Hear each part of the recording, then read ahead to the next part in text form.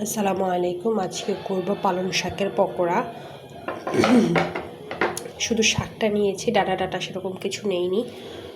আর এই পেঁয়াজ দিয়ে দিব, এখন এটা মেখে রেখে দিব। দিয়ে দিচ্ছি লবণ। লবণটা দিলে না এটা ভালো করে মাখাটা সহজ হয়ে যাবে। লবণটা দিয়ে দিচ্ছি আর এটা হাতে জাস্ট কুচলিয়ে মেখে নিব। লবণ হলুদ হয়তো বা আমি দিব না, যদি দেখি যে কালার খুব ফ্যাকাশে লাগে তাহলে হয়তো বা হলুদটা আমি দিতে পারি। আমি এটা ফার্স্ট টাইম করতেছি, কখন আমি এটা করিনি। বাট আগে খেয়েছি, মা যখন করতো বিয়ের আগে তখন খেয়েছি। বাট এখন আর আমি আমার সাংসারিক লাইফে আমি আর এটা করিনি। এটাতে হয়তো বা আমি ডিম দিব। একটু মেখে নিচ্ছি। এটা প্রেশার দিয়ে মাখতে হবে মনে হচ্ছে। সকালবেলা ভালো করে এটা ওয়াশ করে রেখে দিয়েছিলাম, মেখে দিই। এখন মেখে নিই।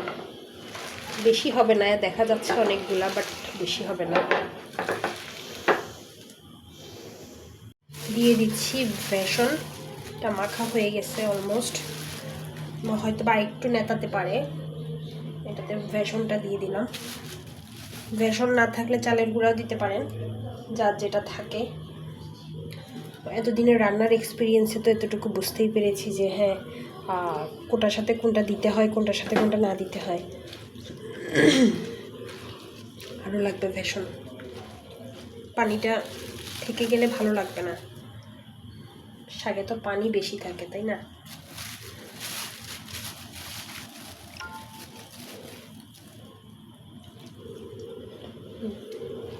মেখে নিচ্ছি। দিয়ে দিব ডিম। ডিমটা ভেঙে নিব আলাদা একটা বাটিতে, কারণ ডিম ভালো হয় না খারাপ হয়। হুট করে যদি খারাপ হয়ে গেল বলা তো যায় না, তাই না?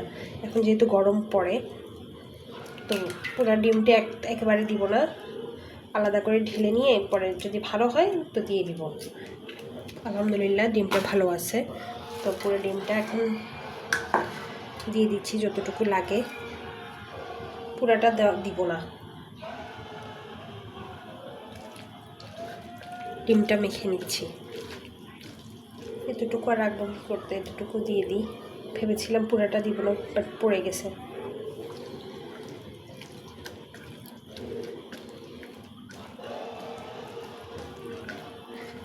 বেসন আর একটু হয়তো বা লাগবে, ওটাতে আমি বেসন আর একটু দিয়ে দিব। দিয়ে দিব আলু কুচি। আলুটাকে ছোট ছোট করে, ছোট ছোট দুইটা আলু, যে লাল আলুগুলো হয় সেটা ছোট ছোট দুইটা আলুকে কুচি করে নিয়ে নিয়েছি। আলু দিয়ে দিলাম। আর দিব এই যে কাঁচামরিচ কুচি। অন্য কোনো মরিচ এখন আর দিব না, কাঁচামরিচটাই দিয়ে দিলাম। আর একটু দিয়ে দিব, ঝাল হলে বাচ্চারা খেতে পারবে না। দিয়ে দিব বেকিং সোডা।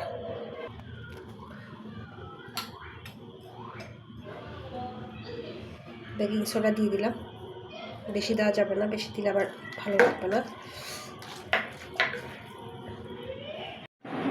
ভেজে নিচ্ছি। পানিটা বের হয়ে গেছে এটা থেকে, এখন আবারও মাখতে হবে। যে কোনো কিছুতেই কষ্ট আছে, মানে আমি যদি ভিডিও না করতাম, আই থিঙ্ক আমার যারা আমার দেশ মতো এরকম ভিডিও করে, আমি জানি না আমার মতো কে আছে।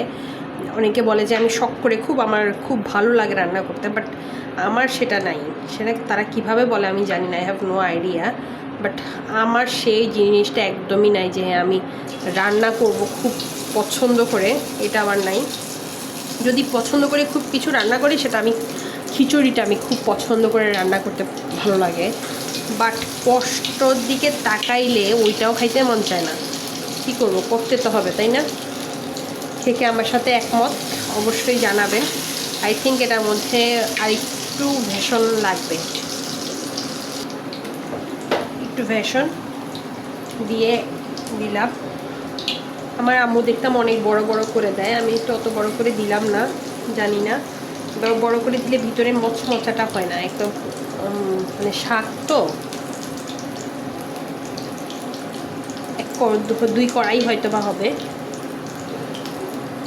বাচ্চারা খাবে কি না আমার কোনো ধারণা নাই যে হ্যাঁ এটা এখন 2500-এ চলছে, সরি 2500 না, 2200-তে চলছে। বোল্ট ফ্রাই করে দেখাচ্ছি আপনাদেরকে।